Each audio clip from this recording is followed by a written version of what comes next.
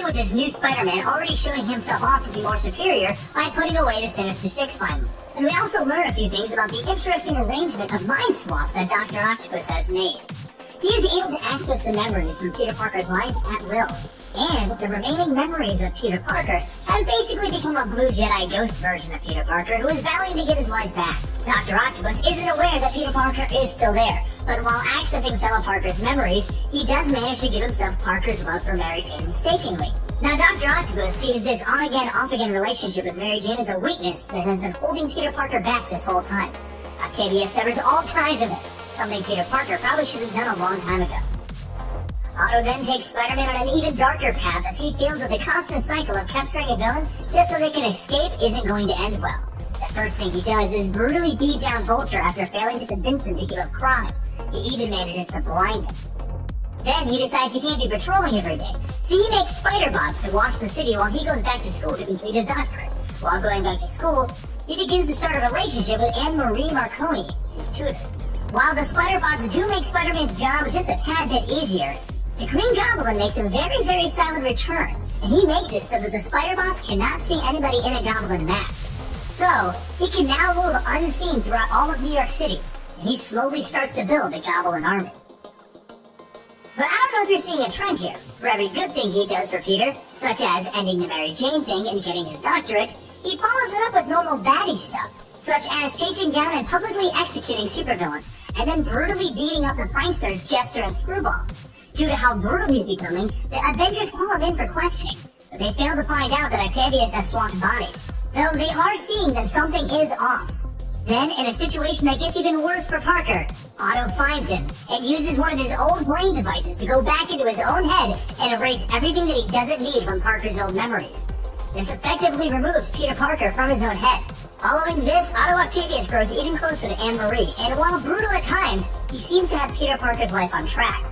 Now, for those of you who may be having problems following, as of this moment, Otto Octavius, the former Dr. Octopus, is currently inside of Spider-Man's body, controlling Peter Parker's life. And all memories and attempts for Peter Parker to ever come back is currently gone and erased from his own head. Time moves forward a little with Mayor J. Jonah Jameson, whom Octavius has created a better relationship with, asking Spider-Man to supervise the execution of Alastair Smythe. Well, as you can imagine, the entire execution goes rather poorly, and Smythe gets out. Not wanting to see Smythe go free, Jonah Jameson orders Spider-Man to kill Smythe, which Octavius does as Spider-Man. He then demands the Raft, New York's prison, as his new personal base. When Jonah laughs and refuses, Otto Octavius blackmails him with a recording of him saying, "Go kill Smythe, Spider-Man." So, without having much other option, Jonah gives it to him.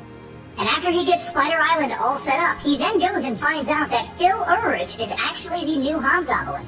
He then calls him out.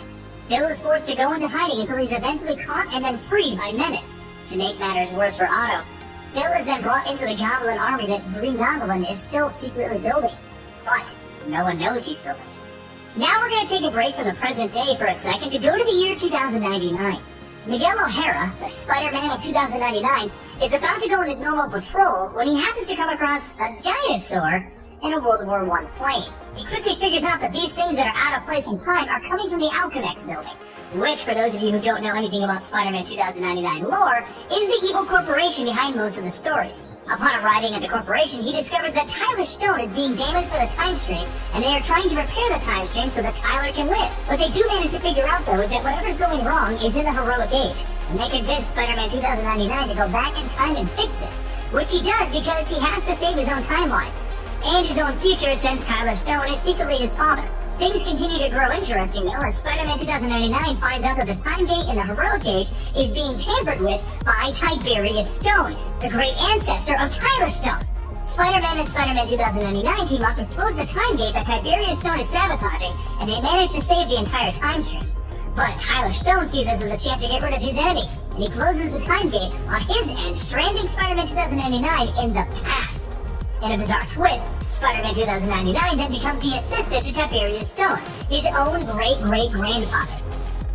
Otto Octavius continues on as Superior Spider-Man and has to defend his own technology as Peter Parker against accusations that he stole it from Otto Octavius. He also manages to defeat one of his old lovers, Stunner. And Carly Cooper gets kidnapped by a goblin and brought to the Goblin Underground. The Green Goblin army grows stronger every day as they move about unhindered by Spider-Man. And while all of this is going forward, Otto as Peter Parker continues to develop his relationship with Anne-Marie. They grow closer than ever. Now we go to Flash Thompson as Agent Venom. The old Venom symbiote has been lobotomized, and Flash Thompson is in control of it as Agent Venom, the Secret Avenger. Agent Venom ends up in New York fighting against Crime Master when Superior Spider-Man is called in to stop Crime Master.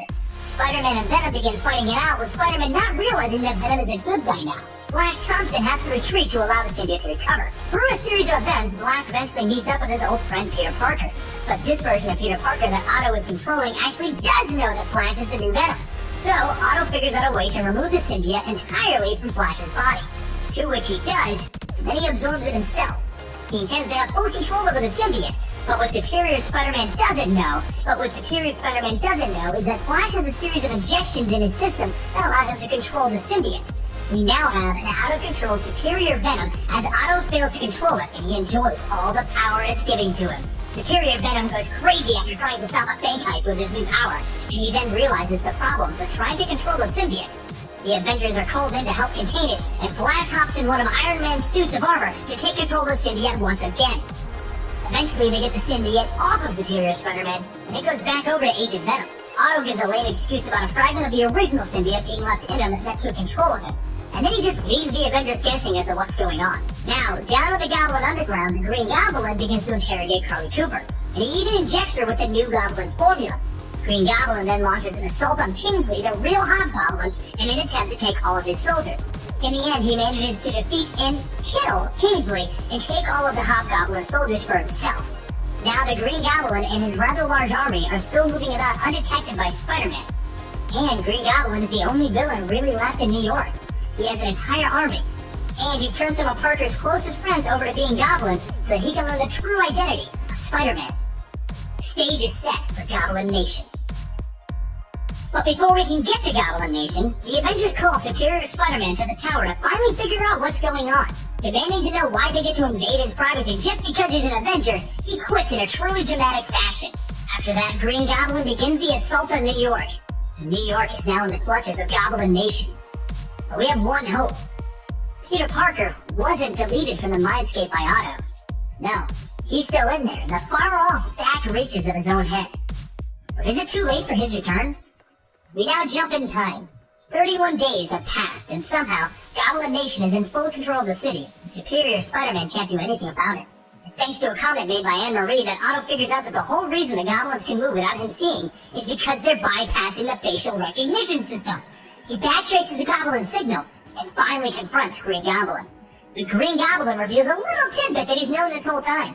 Since he has Carly Cooper and her journal, he knows that it's actually Otto Octavius in Spider-Man's body. They exchange a few supervillain words as to who's smarter, and then boom, the Green Goblin has Superior Spider-Man's base completely destroyed. Everything goes crazy as Green Goblin begins a full assault on everything Superior Spider-Man. And everything Peter Parker.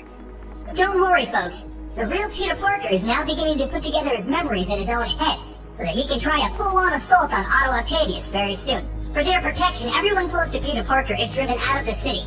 But not before Anne-Marie gets kidnapped, the only person that Otto has come to care about. So, quick side note at this point, J. Jonah Jameson had been making Spider Slayers to get rid of Spider-Man if they had a chance. Oh, and the Green Goblin is taking control of them. Superior Spider-Man is having problems fighting off the Slayers when the currently time-stranded Spider-Man 2099 saves him by taking control of the Spider Slayers. This would have been a really good chance to save Spider-Man, except Green Goblin overrides Spider-Man 2099's override.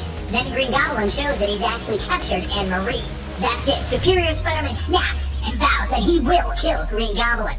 And then he leaves Spider-Man 2099 to fend for himself, something that Spider-Man 2099 knows the real Spider-Man wouldn't do. Swinging through the city, Superior Spider-Man is trying to figure out how he can find Anne-Marie. But just then, one of the Goblin henchmen flies by and convinces Superior Spider-Man that Anne-Marie is down on the subways. Heading down into the subway to save her, he becomes panicked as he realizes that Anne-Marie isn't here. The only captive is Amy Chen on the subway tracks. Can he save her? Will he save her in time? How could he find Anne-Marie? Will he beat the subway train? What about the goblins? Can he save Anne-Marie and stop the goblins? Stop thinking and save her, Otto! Peter screams from the mindscape inside of his own jacked body. That's it, folks. Peter has revealed that he's still here. And it's time for another mind battle. It's time for there to be only one. It's time for Otto to finally become the superior Spider-Man. Or not. Otto admits that he has failed as superior Spider-Man, and the real Peter Parker is the real superior Spider-Man. There is only one man who can fix this whole situation and save Aunt Marie, the only person Otto wants saved. He goes to the local Parker Industries and gives Peter back his body. Deletes himself from the mindscape forever. Even though Peter says that they can figure something out, Otto knows that if he is there, there will always be something in Peter's way. And Peter needs to focus on saving Aunt Marie. That's it, folks. Peter Parker is back in his body. And he's not a superior Spider-Man. He is the amazing Spider-Man. And it's time for the final fight. Luckily, while he was switching his body back, Carly Cooper has arrived and been cured. So the true Spider-Man has the Goblin cure, and he gets to work. He first takes off to rescue Spider-Man 2099, and he explains what happened in a quick, it happens to me explanation. The two of them then go and help the Avengers with all of the Goblin goons, giving a quick, it happens to them explanation, and saying that he didn't actually quit the Avengers. Once an Avenger, always an Avenger. Spider-Man 2099 and Spider-Man then head off to the old Oscorp building, which is now Alchemax. Shocked as to what happened to Oscorp, Spider-Man 2099 explains everything to Spider-Man. Things heat up as they cure the Goblin and destroy the Spider-Sense jammer, and Spider-Man 2099 gets everyone out of the building, leaving Spider-Man and Green Goblin all alone. They go toe-to-toe with Green Goblin, declaring that Otto could never defeat him. But with a single snarky comeback, Green Goblin knows this isn't Otto. This is Peter Parker. And they go toe-to-toe again, and Peter Parker saves Aunt Marie, injects the Green Goblin with the Goblin cure, and finds out that Norman Osborn has actually been around for a while. He just seemingly gets a face change every time. In the end, Norman does escape, and Spider-Man 2099 stays stuck in our time, and Aunt Marie is left wondering if Peter Parker is okay. Though, Spider-Man tells her that he is fine. But it does make Peter Parker realize how, in the end, he still couldn't save Doc Ock. And it took his death for Peter to actually return.